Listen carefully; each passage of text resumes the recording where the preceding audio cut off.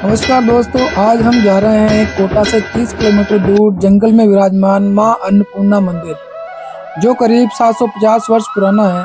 और इस मंदिर की दो मुख्य विशेषताएं हैं। पहली ये कि यहाँ निसंतान को संतान प्राप्ति का आशीर्वाद मिलता है, और दूसरा यहाँ एक कुंड है जो देता है बारिश आने के संकेत। जी हाँ दोस्तों, बारिश आने से पूर्व यहाँ के कुंड का पानी दूध की तरह सफ़ेद हो जाता है। यहाँ कई प्राचीन शिवलिंग व अन्य मूर्तियाँ स्थापित है। यह मंदिर चारों तरफ से जंगल से घिरा है और यहाँ का वातावरण और शांति मन को सुकून देती है। यहाँ एक चौथ माता का मंदिर भी स्थापित है।